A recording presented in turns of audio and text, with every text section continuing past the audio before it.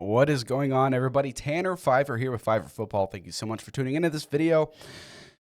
A whole mess. Got a new PC, got a new setup and everything. It's just been a lot of figuring things out, getting stuff ready for video making and getting back to the usual grind. It's a Sunday night. It's 8:40 p.m. and I just want to talk about Sam Darnold and the Seattle Seahawks real quick. Okay, so essentially Sam Darnold signed a 3-year, what was it, $140 million contract? Yeah, so it was actually a 3-year, $110 million contract. So that was released and, reported, but then what came out later was the financial details of this contract. And according to PFT, Pro Football Talk, the Seahawks actually have an out after year 1 of this deal. So that's a lot to think about. And honestly, that's extremely smart on Seattle's side because everyone should be hesitant to sign Sam Darnold to a multi-year deal after the career he's had. He had a great year in Minnesota, a resurgence of his career in Minnesota. But you got to think that's a different coach, different system. It could have been a one-time thing. Signing him to a 3-year deal is so risky. Trading away Geno Smith, your starter, so risky. Not like I was really high on Geno Smith, but you still traded him away. He was your starter. He's gone. You're rolling with Sam Darnold after a great year, one great year. So you're just putting all your eggs in one basket here with Sam Darnold. But they are actually doing it in a safe way. There's an out to the contract after year 1. If we take a look at what Sam Darnold has done his entire career, he's 27 years old. Been in the league since 2018. He was like, what, first round pick? Was he was like top 3, I want to say. 4-9 that season, his rookie year, then 7-6, 2-10, 4-7. And he went 4-2 as a starter with Carolina in 2022. Then he was with the 49ers in 2023, went 0-1, passed for 2 touchdowns, 1 pick. I mean, honestly, didn't look bad. I think that he would work well in the San Francisco system.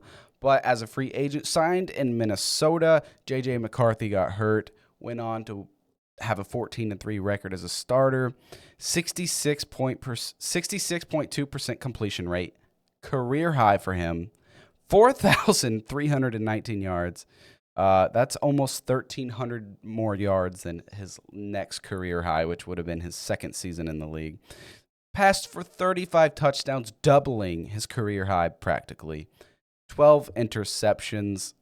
Just insane year for Sam Darnold. Congratulations to him on that year. But like we said, it wouldn't have been smart for any team to sign him longer than a year. I mean, this multi-year deal, good thing there's an out after 1 year. So essentially right now it's like a 1 year, $37.5 million a year. A 1 year, $37.5 million deal for Sam Darnold in Seattle. They have an out after the first year. Second year, if they want to basically continue on with him, he's guaranteed $17.5 million for the second year. And in 2027, he would be non-guaranteed $35.5 million. The 2026 thing, the second season, the reason there's an out after 2025 is because the 2026 deal is $27.5 million. But 17.5 is guaranteed for injury and becomes fully guaranteed in the week after the Super Bowl.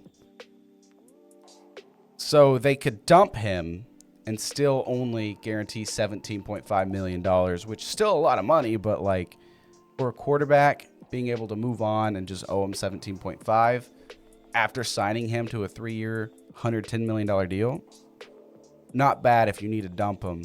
I think, is that saying you would only have 17.5 of dead money if you guaranteed him? So technically a very, very good deal here by Seattle, trying to keep them safe. And then the 2027 is all non-guaranteed, which is insane. The third year of his deal is $35.5 million non-guaranteed. So really they're paying for this year only, 2025, this next season, $37.5 million fully guaranteed. They are taking a risk here with Sam Darnold. They're paying him $37 million to try to get them to the playoffs, through the playoffs. And then if they need to move on, they can do so. And really only guarantee 17.5 for injury. Um, I just don't know. I don't really know. I'm not an agent. I don't know all the terminology of these contracts, but according to PFT, that is an out after the first year. And you guys tell me if you really think Sam Darnold is going to carry this team. I wasn't high on the Seahawks last year. They did surpass my expectations, but they traded away DK Metcalf, traded away Geno Smith.